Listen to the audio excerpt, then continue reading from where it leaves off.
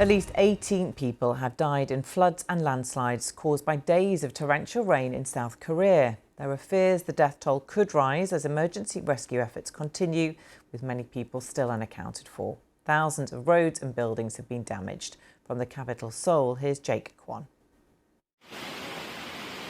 Trapped in a flash flood, a man is moved to safety from a campsite where he was enjoying a summer break. These torrential heavy rains are said to be a once-in-200-years event.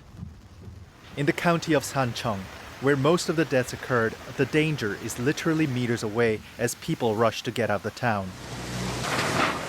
After nearly a week of heavy rain, at least 17 people have died across the country and 11 people are still missing. This village, just 60 miles from the capital, was completely submerged. Many in rural communities are struggling to protect their livestock.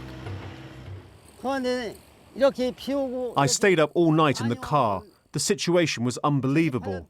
When the water gushed towards the house, the cows were trying to step anywhere they could to get a foothold in the floodwater, stretching their necks up to keep breathing and splashing through water.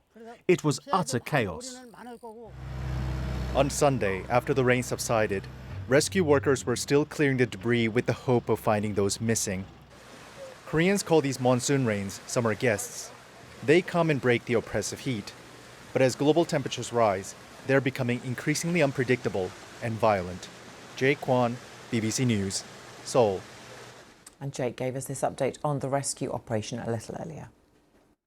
Well, the authority here and the rescue workers are really focusing their efforts in recovering or finding the rest of the missing people. Now, the 9 people are still missing. A lot of them are understood to be, under the rubble or under the landslide. Some of them were swept in the flash flood. Now, the reason so many people were trapped in this flash flood for the past 4 days is because this, like many parts in the world, is the peak summer vacation season. Many people from Seoul, the capital, have taken refuge in the mountains to escape the oppressive heat, which here rises frequently to in the high 30s.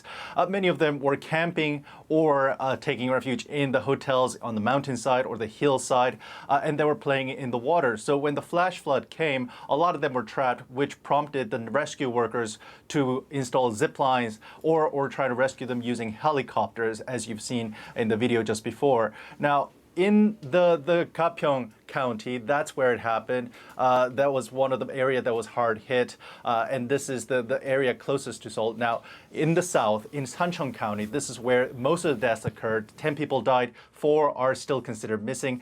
This is a mountain village which was directly hit by a landslide. Now, 80% of South Korea is a mountain, and there's always a risk of landslide whenever this kind of heavy rain comes to this town.